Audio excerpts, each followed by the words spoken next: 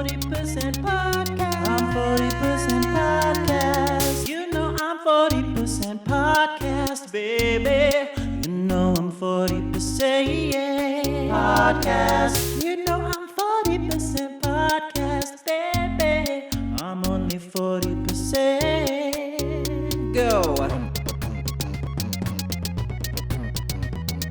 40% podcast. I'm 40% podcast. Stop sighing. Stop sighing. Just stop it. Welcome to season 2, episode 11 of I'm 40% podcast. It's a queer Futurama podcast. We recap Futurama. We talk Futurama news with very exciting special guests. I am Nick Sahoya. I'm the producer. Everybody knows it. This is my mother, Jinkx. Jinkx, say hello to the beautiful audience. Hi.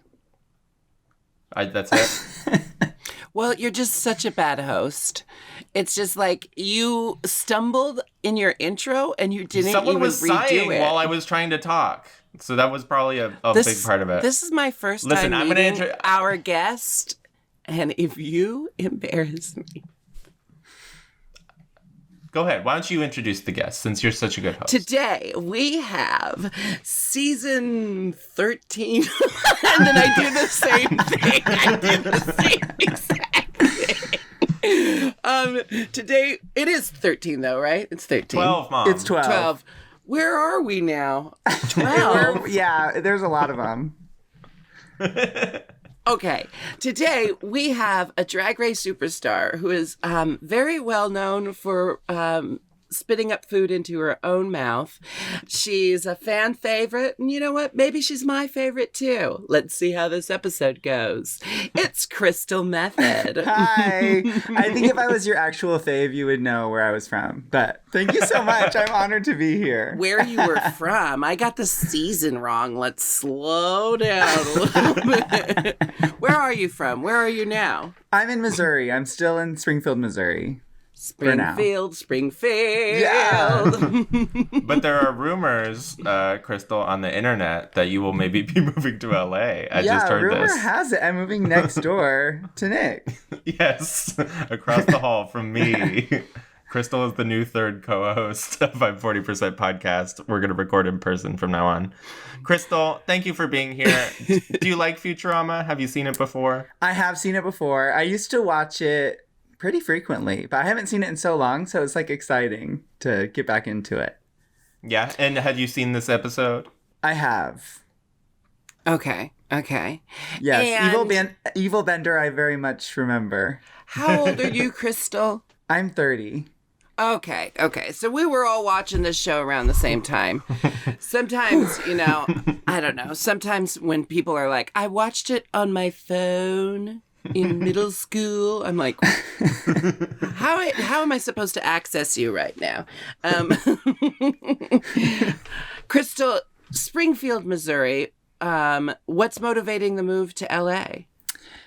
Besides just, because everyone moves there. Yeah, I think it was kind of a little bit of, I was afraid to move during the pandemic because I was like, I own my home and things were just complicated, and now I think that I've waited it out and I've saved up some money. I feel like I can go do it. And then if I lose all my money, I can still come back. That's really smart. It's nice to have that safety net of property equity.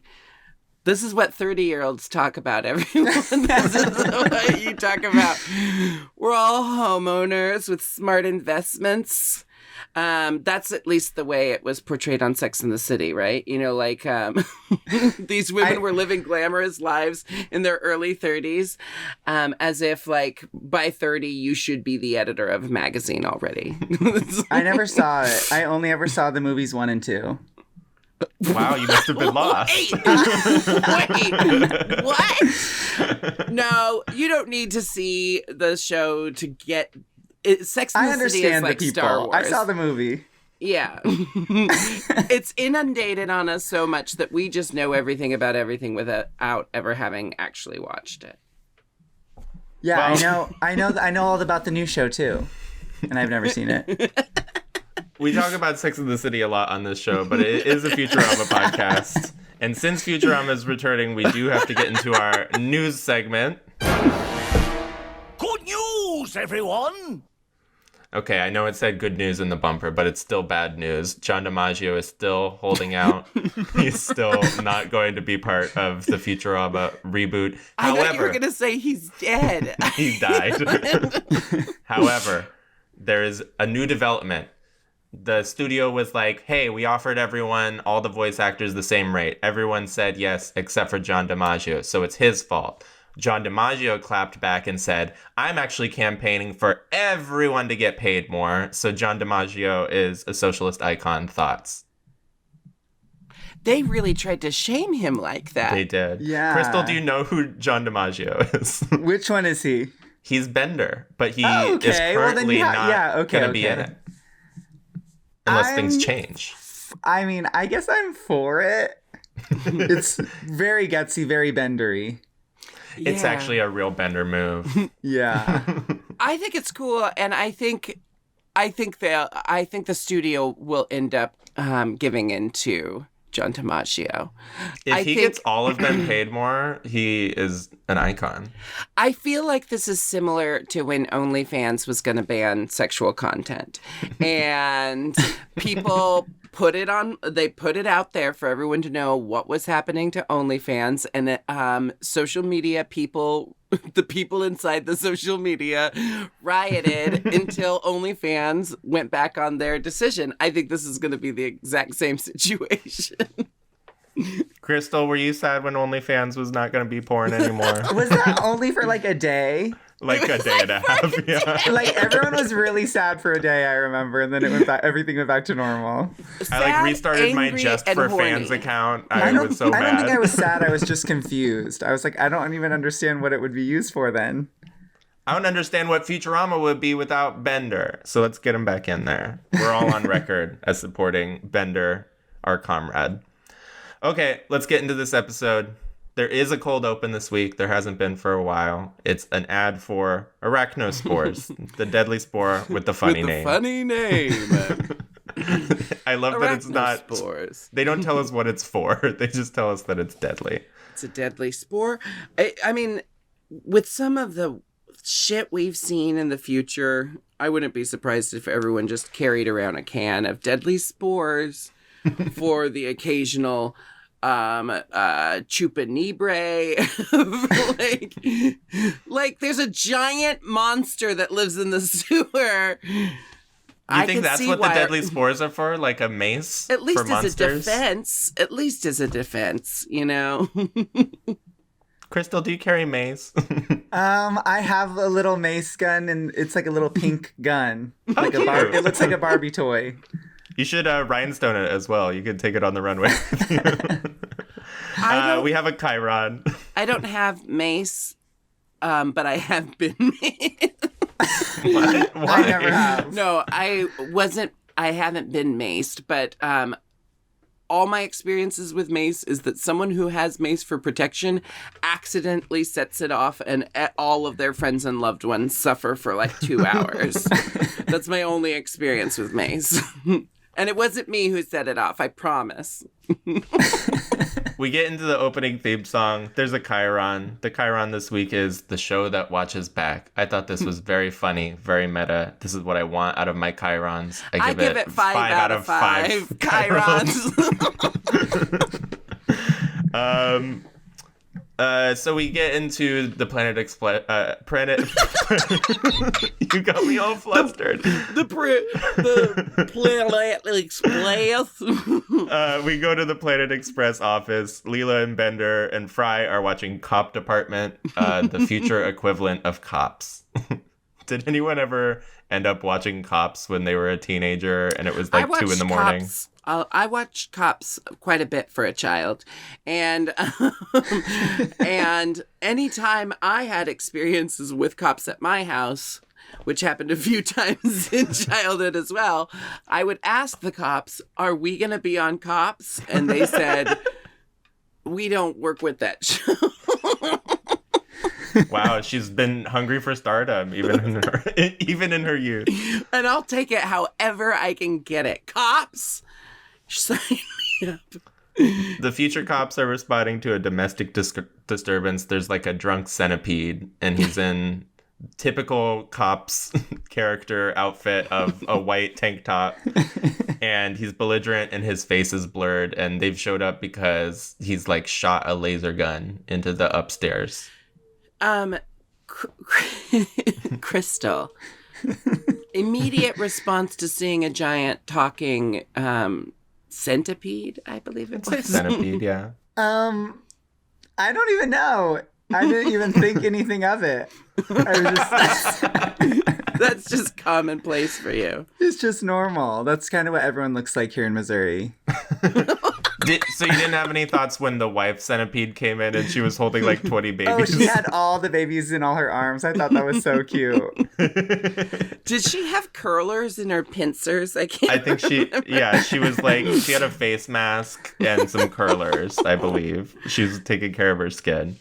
She also seems kind of like nonplussed about the whole thing. This has happened before in this household. Pretty regularly.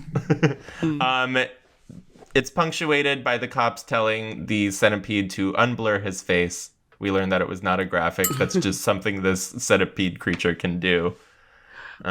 There's also, Leela says, Bender, aren't you on this episode?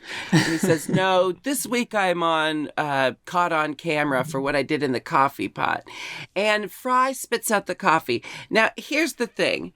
Bender doesn't have a penis or a butt. Like, Fry spits out that coffee. Well, he has a shiny metal ass, but he doesn't have an anus and a sphincter. He doesn't create waste. And the way that Fry Crystal, I don't know if you've heard this show before. Most of it is talking about which characters have anuses and which don't. This is a new segment. No, it's just going to allow this. Fry spits out the coffee. What does he think, Bender? You know, because the whole gag of something's been done to the coffee, like that trope is generally about someone peeing in the coffee or pooping in the coffee. Like, what does Fry think Bender has done to the coffee? Fucked it? I don't know. I imagine he like still has fluids of some kind that he could like unscrew his finger. His coolant, maybe. Yeah. With coolant. And Fry, how long? Okay. Is that a funny prank for robots? Okay, we're getting too hung up on this. Did he like... We cut to a commercial. The commercial says, is today's hectic lifestyle making you tense and impatient? And Bender screams, shut up and get to the point! And it's an ad for an amusement park / Ren Fair situation called Pastor-O-Rama, where you can go and see many historical inaccuracies. Because the show's called Futurama. Yes. Did you get that joke? And they say located on the former site of Brooklyn, which is in the future. I guess Brooklyn didn't make it. I guess they're always in Manhattan. So Miranda was killed. It got bought out. Miranda lives in Brooklyn. I don't know if that came up in the movies, Crystal. I think I heard people complaining that she was still taking the subway or something. Yeah, she's very well-to-do. I don't know why. Mm-hmm. Maybe she could... Because she tries to keep it real. Well, maybe it's just like, it's better for the environment to take mass transit. And she is kind of a lefty activist and just like that. Who, we talk Cynthia about it too Nixon much. or Miranda? Yeah, both. They decide to go. They go to Pastor-O-Rama. Pastor-O-Rama has a chyron of its own. It says it's da boom, which I think is funny because whenever we try and do like an impression of past people and the way they talked, I feel like we're wildly off. And we don't know it because we can't go back and listen to those people. It's like one of those things where like the most broadest thing we know about how people talked in the past is like thou and thy. And then everyone thinks it's so goddamn funny to be like, wouldst thouest handeth me the haireth brusheth? You know, like, that's stupid. That joke's tired.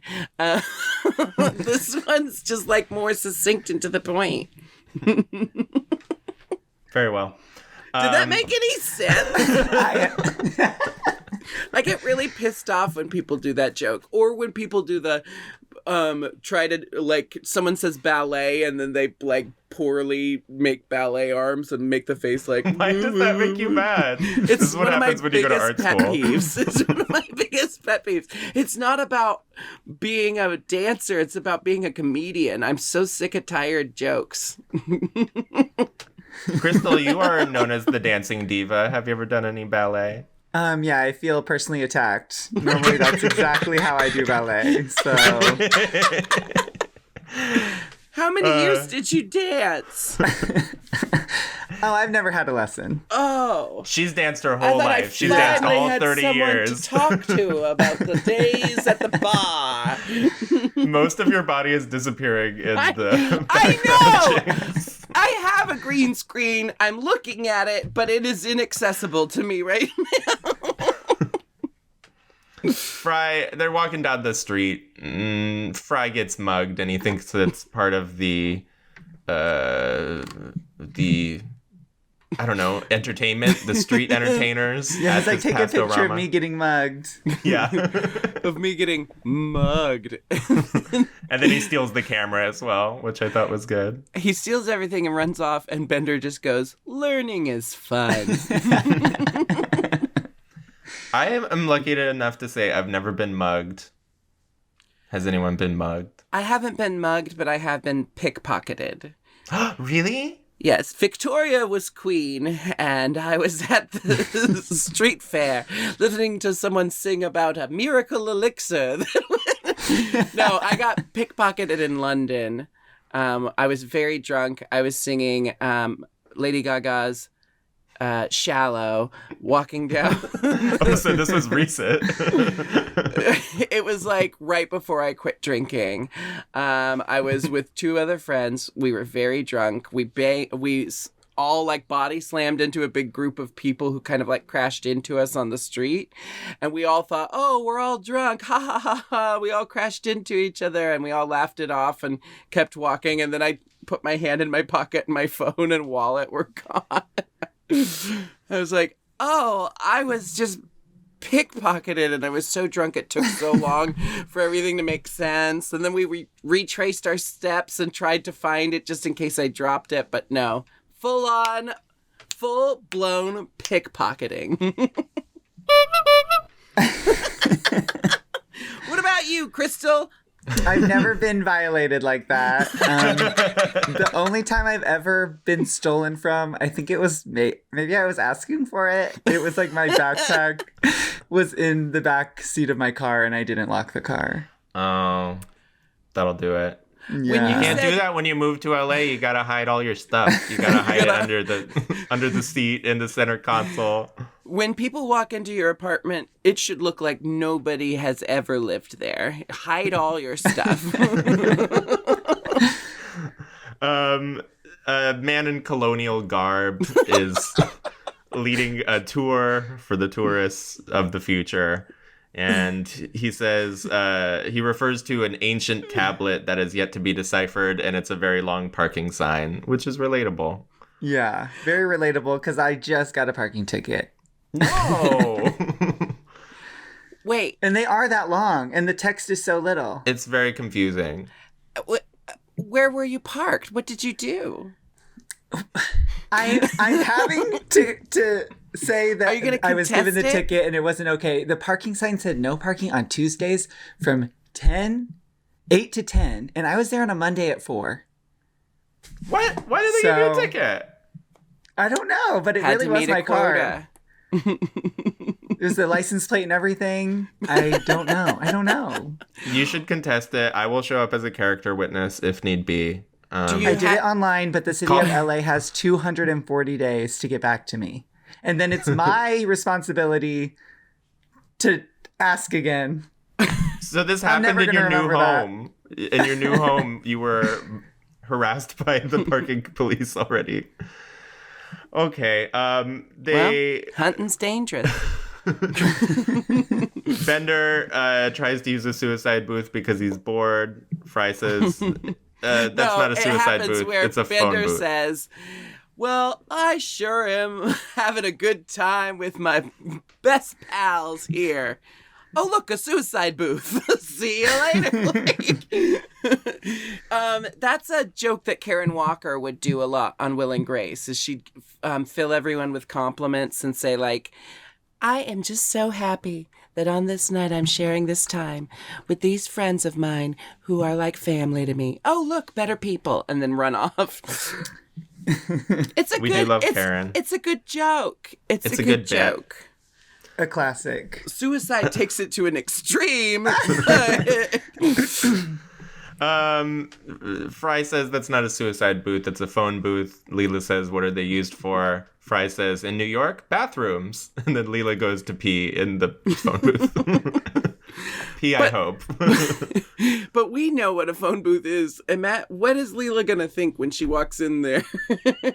She's just going to be like, oh, this is what they did in the past. She's going to pee in the corner. Do you think? Yeah. Okay. No one's using it as a phone booth, already. I don't think. It's probably sticky. Sticky with pee. They go to the subway. But wait, here's the thing, though, is that this is an amusement park. And do you think it's actually an amusement park, or did they just preserve part of old Brooklyn? I think it's an amusement park. We glossed over the commercial, but they were like, come live in the year 2000, and it's like Albert Einstein and Desmond Tutu in a hot air balloon. One of them says dynamite. Yeah. Like, they have no idea. And furthermore, they weren't expecting someone from the year 2000 to have been frozen alive and like going to their theme park. So, but aside from all the inaccuracies, like, Fry is the one who knows that people used to pee in phone booths. I'm sure this is the first time this has ever happened at the amusement park, and I just feel bad for everyone on shift that day.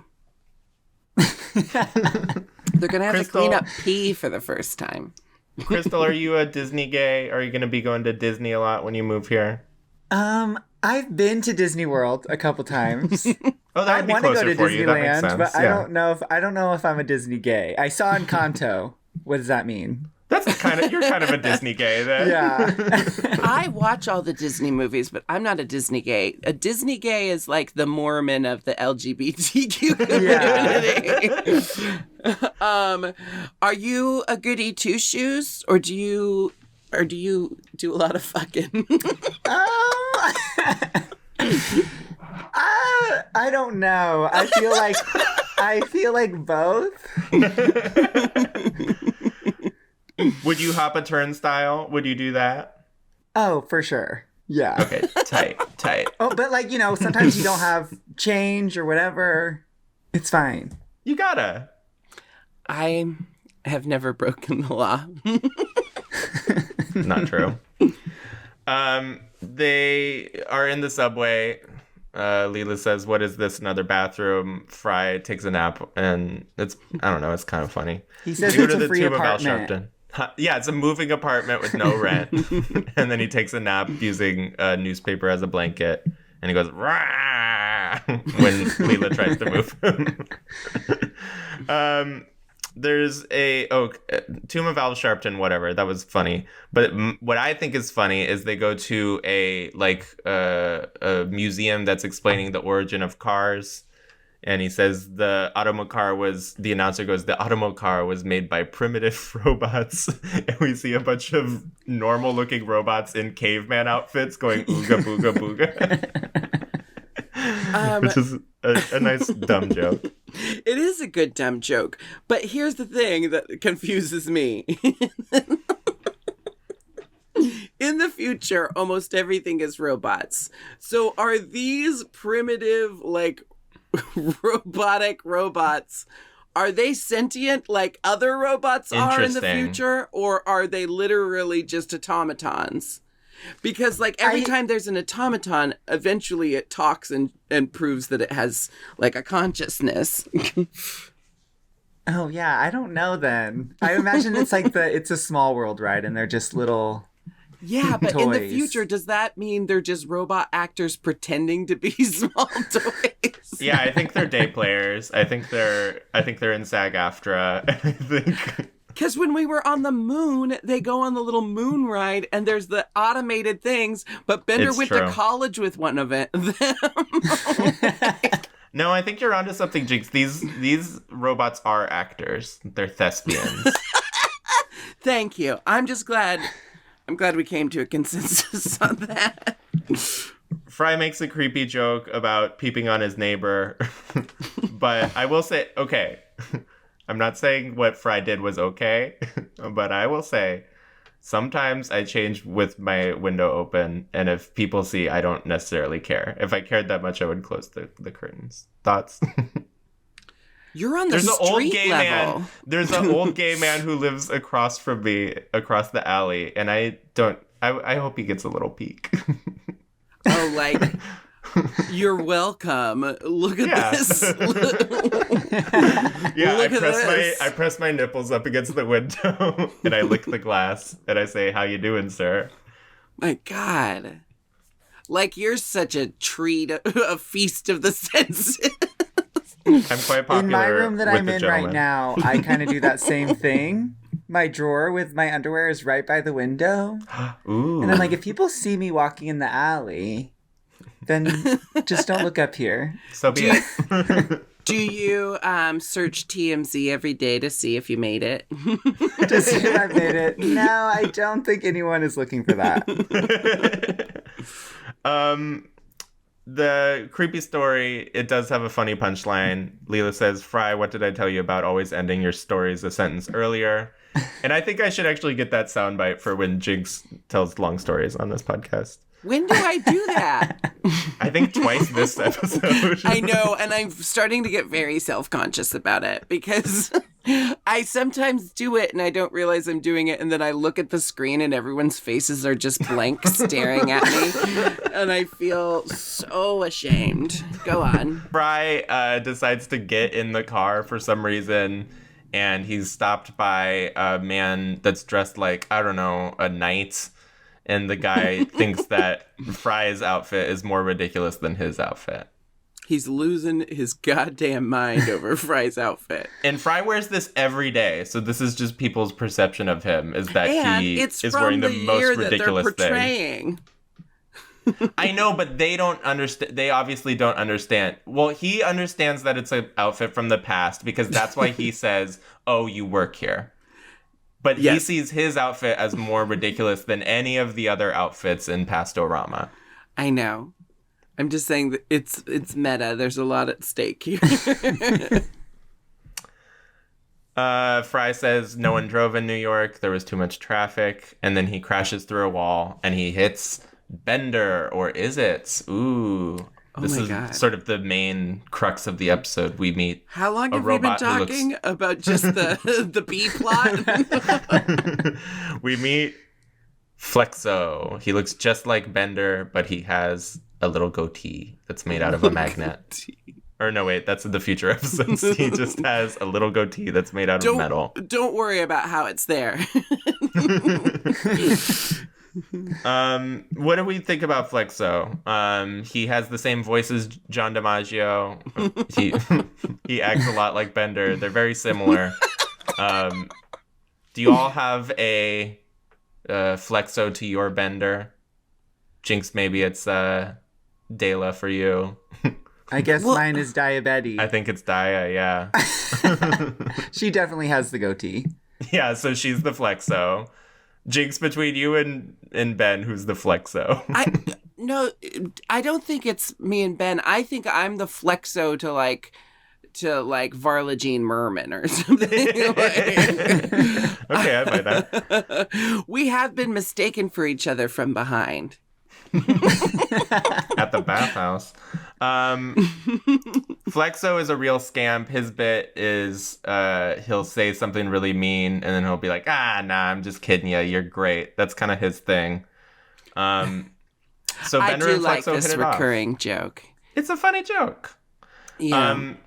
Bender and Flexo go to a robot strip club together. I don't understand why they go with Fry, but Fry is there too. Well, because Fry and Bender have become super good buddies, and Bender and Flexo hitting it off immediately sets Fry against Flexo. He's jealous, he feels insecure, he feels threatened. So, that's what's at stake for the rest of the episode, is Fry is like, he's not giving Flexo a chance. To be fair, though, like, Bender is programmed to be an asshole, and if there's two of them, I would just feel ganged up on. And not saying I wouldn't enjoy being ganged up on by the two sexy robots. But, Fry's in a rough place, so he probably invited himself to the strip club. Like, probably. Bender, you could take me. I enjoy robot strippers. I've definitely gone out to lady strip clubs with my straight friends, especially in Portland, because there's so many strip clubs there. It's like just a very normal thing you go out and do there. Crystal, have you patronized a strip club? Have you tipped a lady? I've only ever been to female strip clubs. There's not a lot of dude ones. There's like two in Portland, and one of them's Methyd. So I just end up going up to the lady ones because sometimes they have nice food, especially in Portland. Yeah, they have good food, and I like the lady ones because I feel like then I can just be friends with them, and they're not like creeped out by me, and we're just having fun, and we like the same music. You're just on stage with them, talking about things. I used to frequent this one right by my house called Soft Tails, and sometimes the dancers would help teach me to do tricks if there weren't a lot of people, and I did it until I got ringworm. And then I stopped getting on the pole. How does ringworm get in you? It just like got in your mouth? I think it was just my skin touched the pole as like sweat. I don't know. They gotta spray them down in between. In Portland, they make it sexy. The lady comes out and she sprays it down before she gets on, but she's like cleaning it all sexy. But it's sexy. Yeah. Okay, I have a lot to say, but I'm not gonna say all of it. But what I will say is, I think the strip club that Nick called Methyd here in Portland, I think it's gone through like a metamorphosis, or it's like, I heard something that it's like, it's been updated or something, but I never go to that one, so I haven't seen it with my own eyes. But the other strip club, I'm not calling any of these by names because I don't want anyone to sue me later. The other one's really nice. I like the other one. Yeah, and the strippers are very friendly and, dare I say, cuddly. Like they just want to be like, "Hi, how was your day?" I was at that strip club one time, and I thought one of the gentlemen was really hot, so I took him into the back room, which is just like a curtain. And he immediately like took out his dick, and I was like, am I supposed to touch it? Am I allowed to touch it? Is he telling me to touch it? And I didn't. And? I got nervous. I didn't do it. You just looked at it and nodded? I just gave him $20 and walked out awkwardly. And then he left. I have a very similar story in Toronto, and I won't tell all the details of this story, but best gonorrhea of my life. Like one of those times where I got gonorrhea and I was like, I don't give a shit. It was worth it. Worth it. There's a big stripper robot at the strip club. In like my mind, I thought it was going to be the Crushinator, but it's not. And I feel like this is a Petunia Kajigger lady situation where I just sort of thought they were the same character until I looked more critically. But I love when Bender or Flexo says, hey, give a lap dance to our buddy here. And this big hulking robot with like an electric head comes up and goes,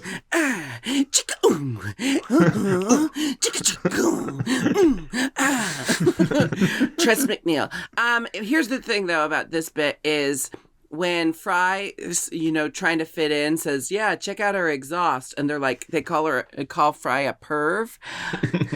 What is if the robots are kind of modeled after humans, what could the exhaust possibly be? Like, what's visible on the human body that if you said, "That's a nice that," I think it's obviously a butthole joke. Yeah. Is it? Yes. The gas comes out of there. You're not a perv if you like buttholes. Buttholes are a big part of the whole thing. It's 2002. We're in a very regressive society where this cartoon was being made. My butthole is like my... Also, as we see with the robots having sex, sometimes they're not having penetrative sex. They're like opening up each other's doors and moving wires around. So I guess it would be very perverse to like spend all your time on an exhaust pipe if you're a robot. If you're not spending at least 40% of your time on my exhaust. Fry gets squished by the big stripper robot. He's nursing his wounds, and he's talking to Leela, and he's sharing his distrust of Flexo. And right on cue, Flexo comes in, and he opens his door, and he says, "Hey, Fry, look at this!" And a cloud of chlorine flies into his face. And he says, "Get it? It's poisonous." Are you a prankster, Crystal? Crystal. I think so, yeah. What's a good prank you've played? Prank? I don't know.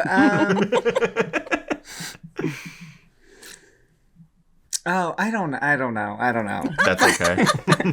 This was a fun prank you played on us. You said you were a prankster. One of my favorite pranks that one of my friends did, and it wasn't me, was that after he got fired from a hamburger place, he hid a bunch of meat in the air vents. Really good. Honestly, really good. I've never left on bad terms. When I stopped working at a retail place, I won't say the name of it, there was a thing where like they had slat walls to like hang accessories on, and then there was like a 3-inch gap in between like the wall and the slat wall. And I was like, if they ever fire me, I'm going to get a jug of milk and I'm going to throw it behind there, and it's going to take them years to find it. Jug of milk. Yeah. Did you ever prank the management when you were working at the Gap, Mom? You ever fuck with those corporate stooges? No, I just felt lucky to have found a job. When you're in college going to acting school, no one wants to hire you. Crystal, I went and visited her at the Gap one time. I've never seen a more frantic salesperson. She was just running around folding things, and it looked like she wanted to scream, but she couldn't. It was a very intense energy. Well, we had to wear those little earpieces, so there's always someone talking into your ear.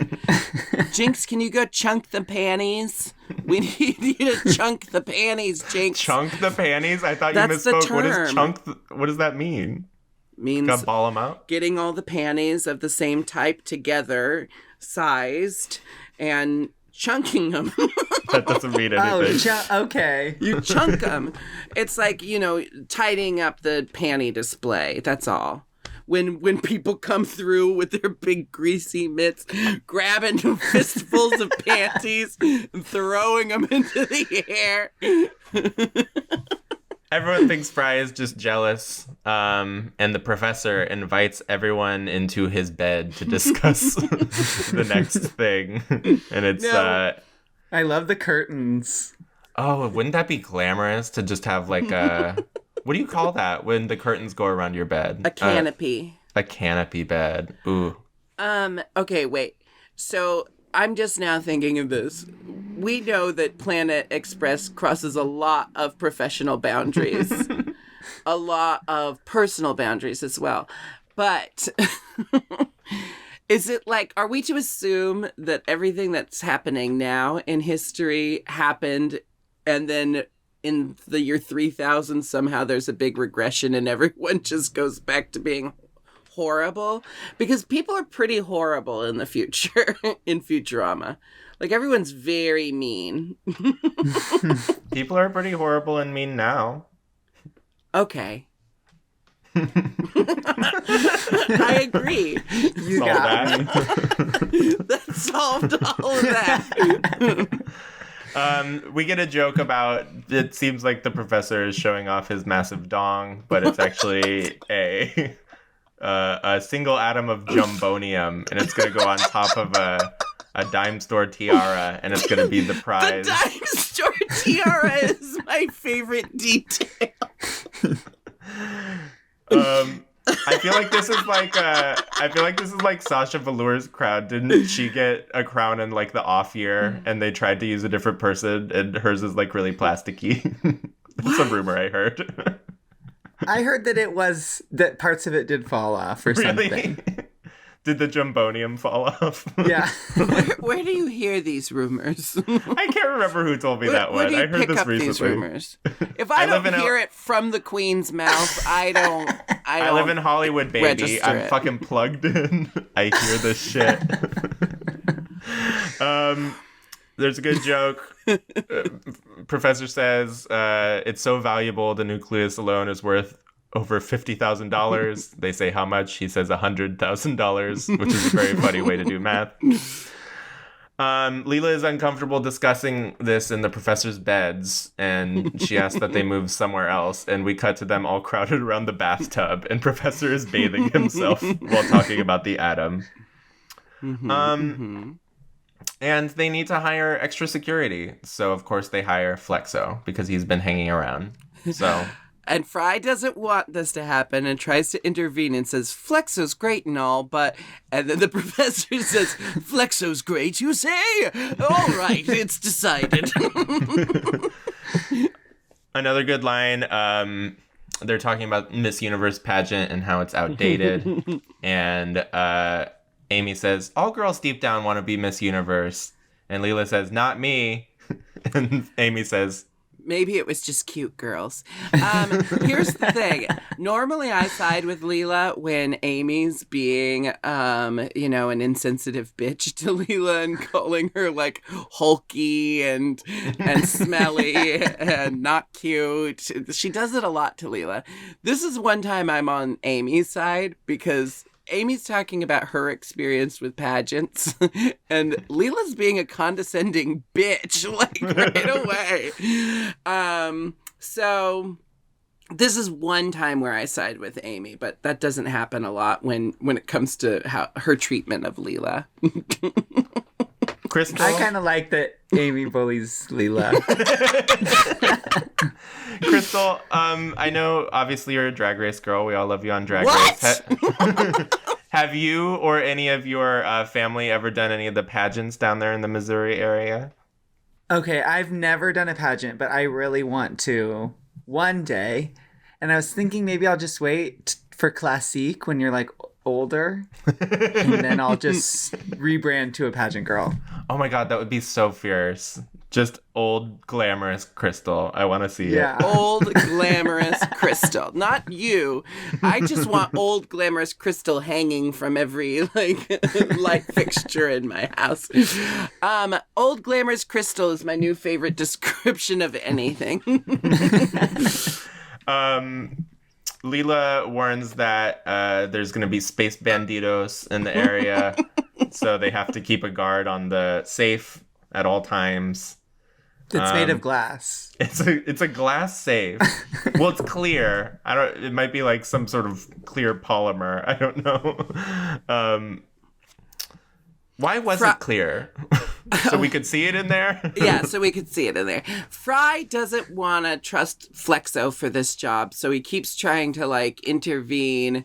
It turns out Flexo, having just been hired, already outranks Fry. So all his pleas are ignored, and he decides he's going to guard Flexo while Flexo's guarding the Jumbonium. But then Fry is exhausted for his shift, falls asleep. Immediately falls asleep. This is all in between though, we get the origin of probably the most famous Futurama meme, the one where Fry is squinting and looking suspicious. It's that one or Take My Money Now. Crystal, have you seen the meme where it's like I don't know if you're doing this or if it's Yeah, this. I did not even catch that was the little screen grab. Yes. It's a very historic episode. In my experience, the most used one is the shut up and take my money one. Yeah. You're probably right. I'm sorry. You don't have to apologize. Fry wakes up. The Jumbonium is gone. Leela says, "Did you hear maracas?" He says, "No." And she says, "Then it wasn't the Space Banditos." So Leela suspects Flexo. She has finally come around to Fry's way of thinking. Okay, now here opens a whole bag of questions that I have.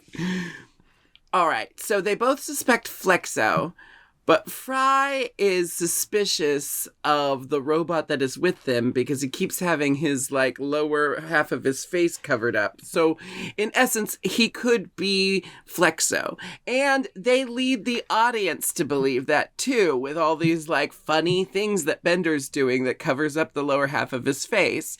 But my question is, if we are supposed to suspect that Flexo is the one who stole the tiara, but then he also decides to stay on the spaceship with them and disguise himself as Bender. Where else is he gonna go? He's got to ride it there so that he can get off the ship and find a cellar. He's got to stay on the ship. Oh, I guess they're in space. They are in space, Jinkx. Don't forget. Okay. I'll have more questions later. But he would have had to do something with Bender as well. Yeah, where's, if Fry thinks that's Flexo, where does he think Bender is? Okay, and if something's missing and Bender's also missing, why isn't anyone going, maybe Bender stole it, if they think that's Flexo right there? It's just, there's a plot hole somewhere in here. I don't know exactly what it is, but something's not adding up. That dog won't hunt, Monsignor. They lean so hard into the fake out. We see Bender, maybe Flexo, saying, "It appears Flexo has outwitted us all, especially me, Bender." See, they goad the audience into believing it too. But what's funny is there is times where Bender just says stuff like that. Well, I think "me, Bender" becomes one of his catchphrases, and I think this is the origin of it. Bender. He says it quite a lot. I think this is the first time, and it makes the most sense in this case. Yeah. Okay, we gotta get to the pageant. We're so far behind. They're at the pageant. Look at all these weirdos. What do we think about these weird aliens? Did we have a favorite? I like the smog lady. I like the gangster rapper. I like the woman who plays her own nose because it's a trumpet. The pageant, it's not unlike RuPaul's Drag Race, you know? There's a bunch of pretty ladies competing for a crown. They all are unique and crazy. They're chasing whoever they think has stolen the tiara. I can't remember who we think it is yet. Here's another question I have. Maybe you can help me answer this. If Flexo had stolen the tiara, as they're leading us to believe, why would he go to the place that the tiara was supposed to be delivered to? Nothing's adding up with this theory that Flexo stole the tiara. It's the magnetic beard. They imply to us, the audience, that if someone stole a tiara, they would then run to the place where it was meant to be to hide it. I don't know. We haven't mentioned the host of this pageant. It's Bob Barker from The Price is Right. Oh my gosh. Okay. Then the price of the atom goes up, does it not? Yeah, because I think that they guess what the atom costs, and he says it's more than $200,000 at this point.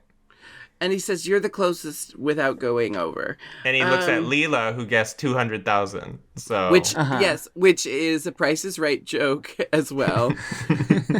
You know what? Maybe they maybe that was a typo, and someone just never corrected it, and they thought the audience would never see, never pay enough attention that they realized that was two different numbers that they've now priced the atom at. We do see that the Crushinator is back, and she is competing because she won Miss Earth's Moon. She's Miss Earth's Moon, which is just that hillbilly robot family. That's the only, and the only people who live there. Park. Yeah. Well, I guess the amusement park workers must live there. I don't know. They could commute. Yeah, they might commute. It only took them 10 seconds to get to the moon. It's true. Okay. The judges are Zap Brannigan, Calculon, and Florp, who is the comedian from the Water People planet. Okay. Zap Brannigan has no business being there. It is, he's assaulting these women. He's harassing these women. Get him out of there. Boycott the Miss Universe pageant until they replace Zap Brannigan as a judge. Donald Trump owns Miss Universe. I was thinking it seemed pretty accurate. Yeah. Whoa.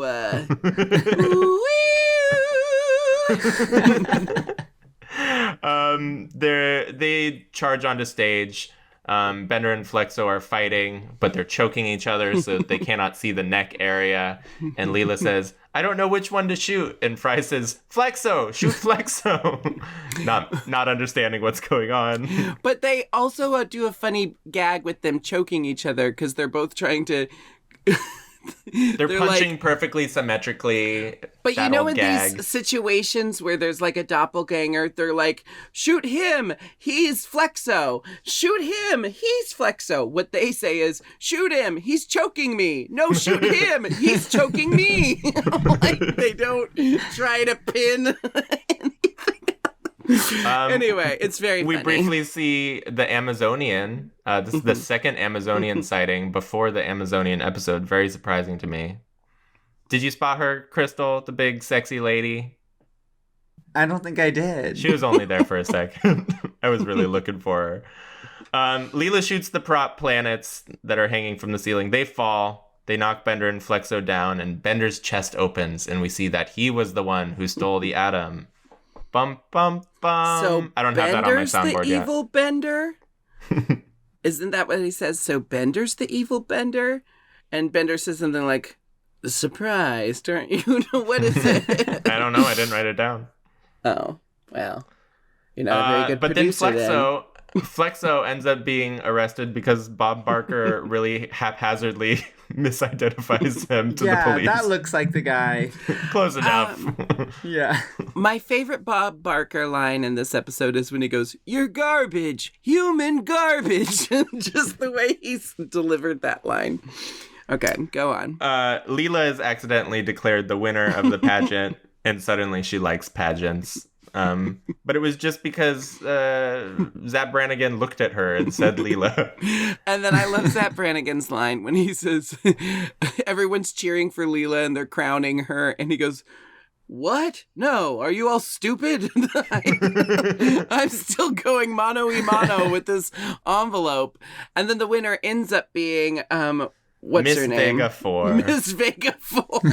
She's a purple amoeba creature. And she did look sickening. She looked beautiful. And then Zap Brannigan sings one of my favorite songs of all time. There it is, Miss Universe.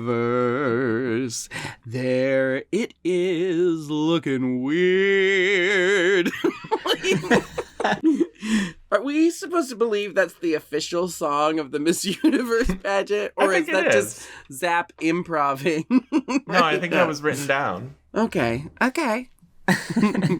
It's strange that it's Miss Universe, but the winner's pronouns were it. Yeah, actually. Well, maybe it's like Dragula, and it's like, hey, doesn't matter your drag character's gender, come and compete. I think it's their all-inclusive term for the wide spectrum of beings that could be competing at the Miss Universe. Yeah, there could have been a robot, and even though you'd probably call a robot, I mean, they all call Bender by male pronouns, but They also sometimes refer to robots as object. I don't know. I think it's just kind of like a boilerplate, like say it and you'll have your ass covered. Great. We're at the end of the episode, and Jinkx, I'll let you have this one because this is one of your favorite lines, and then we'll move on to the finale questions. The radiator. Do it. I just made out with that radiator girl from that radiator planet. Fry, that's just a radiator. Oh, is there a burn ward within 10 feet of here? 10 feet. But it's a good joke because every creature looks so wildly different than the other ones. Why wouldn't there just be a radiator creature? Fry. Also, why are they using radiators in the future? I'm imagining like an old like Brooklyn like gas radiator that's like attached to the wall. And how would the radiator give consent? I think it didn't. That's a big question. Is Fry didn't wait for any kind of like verbal affirmation because he couldn't have because there wasn't going to be one. This is a very Donald Trumpy episode. Okay, and that's the end of the episode. Crystal, thank you so much. General thoughts on this episode before we move into the final questions? General thoughts are that the rap princess was robbed. She was robbed. We can all agree. It's like the talent competition didn't even matter.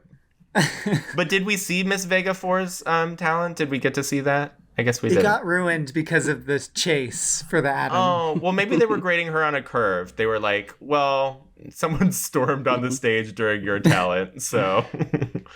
okay. What does Bob Barker say when he wants to finally end the pageant? He's like, let's get this clown show wrapped up or something. I don't remember. It was a very weird year for the pageant. Okay. Sort of like season 11 of Drag Race. So, Jinkx, it's that season very 11, special... was that Crystal season? No! Season 12 was I'm so embarrassed that I didn't know Crystal's season for sure. But Crystal, I'm not joking when I say it. Season 12 is the best modern season of Drag Race. It's so good. Oh, wow. And you're so great on it. This is what I have to do to remember all the seasons. I have to start at the most recent one, and then I start with the winner, and then I can remember the cast. It's like, I have to like piece it all together in my brain, and I didn't have time to do that when I was introducing you. I didn't want to be like Crystal from season yes 12. All right, Jinkx, it's that very special time where you ask the question. Hey, let me ask you something.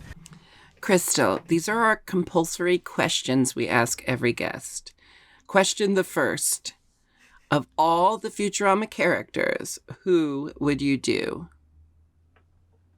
Who would I do? Yes, have sex with. Okay. I don't know what he's called, but there's that episode where they eat those little shrimp-looking babies. Poplars. Yes, the king guy. Lur, ruler of the planet Omicron Persei 8. Okay, I feel like I've learned so much about you in one answer to a question. Is that like, are you looking for the human Earth equivalent of that in your day-to-day life? Or is this a Futurama? Already. Oh, you have it. Ooh la la. Next time I'm going to read the Wikipedia article on our guests, so I know. Are you going to start referring to him as Lur? Now that I know his name.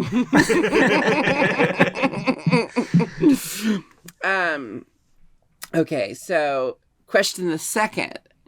Who do you most relate to on the Futurama roster? I don't know. When I was watching, I was always liked Leela. Mm-hmm. But I don't know if I'm most like her. You're giving me a lot of Amy right now. Amy. Okay, I am an Amy. I do like Amy too. I'll take it. Amy's the best. That's a good choice. And the final question is, now that you've seen this episode of Futurama, are you going to start watching more Futurama? Have we ignited something inside of you? It's on my little thing on Hulu now. It just kept playing, and I was like, okay, I'll just keep going. Yay! Another convert. See, this is why Futurama came back, because of this podcast and everyone watching it along with our podcast. I refuse to believe anything else. Our Crystal, fives of tens of audience members. Crystal, I also have a question for you. Hey, let me ask you something. Crystal, I also have a question of my own. You've said that so many times. Crystal, and you did the soundboard. Crystal, I know, I'm going into the segment again. We had to restart the segment. Crystal, my question for you. You have a rather cartoonish drag style. If you were to embody any of these characters in drag, which look would you turn? Who would you design yourself after? I would try and look like that centipede woman with all the babies. Yeah, that'd be And fierce. the babies. With the hair curler as well. Yeah. Props. Love Yeah. props. Crystal, I have a question. Should I hit the button again? Yes, please. Hey, let me ask you something. I don't know if you've answered this a billion times in interviews already, but where did you get the idea to do the mama bird regurgitation? Like, did like a muse whisper into your ear? It's really, it literally, we were doing the finale. We got told we had to do it from home. I got some songs I could do, and I literally just kind of saw it and said, I'm gonna do that, and throw up in my own mouth. That was just like the first thing that came up in my mouth. In my Brilliance. In my mouth. In your mouth. I loved it so much. And the expressions on your face while doing all of it, like while getting regurgitated into and while regurgitating, you sold every aspect of that that number, and I was just so goddamn impressed. And I thought I love hearing that. And I thought, like, given the circumstances, it was just a very clever thing to do. And I had the idea, and then I just was like, oh, I know what I'm going to do. And then the video was due at midnight at some day, and I started filming at 11 p.m. Really? And then my tape was like 6 hours late, but I just stayed up all night. Oh, wow. That's like me in college. I would start like a 6-page paper at like 11, and as I was writing it, I would be figuring out what my excuse was for it not being in by midnight. You know what's a good tip? Okay, people, if you're in college, if you submit a like corrupted document, and you're just like, oh, that's my final essay. There's a way to do it. I think you have to you can just put a bunch of random text like percentage signs and pound signs. You can put all of that in there and just be like, oh, I don't know. You could convert it from a docx to like a regular doc, and sometimes that fucks it up, and they won't be. This is how you do it. You'll buy yourself an afternoon at least to finish your paper, or your Drag Race tape, whichever. I was a straight A student in college, but I went to acting college, so it's like, it's not a big flex, but Big Flexo. Big Flexo. Anyway, that's the end of the episode. Crystal, where can our viewers go to find you? What do you have coming up? What are you excited about? You can find me on the internet, and I'm finally traveling around the world. It's crazy. Yay. I'm going to Canada soon. I'm supposed to go to Mexico soon. I'm going to Australia, fingers crossed. So come see me. Yay, go Love see you. Crystal. Follow her on all the stuff. She's so funny and beautiful. It's at Crystal Methyd, spelt the way she spells it. Thank you. This is our first time ever exchanging human words together. I was really excited about booking you on this humble little podcast because I find you fascinating, and I've known you I was longer honored. than your daughter.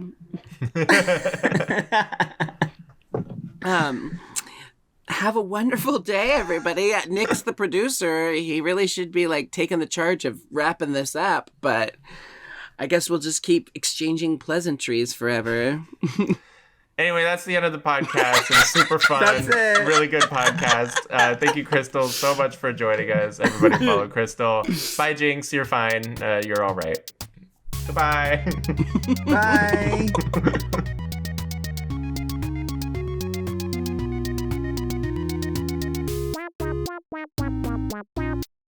Wow.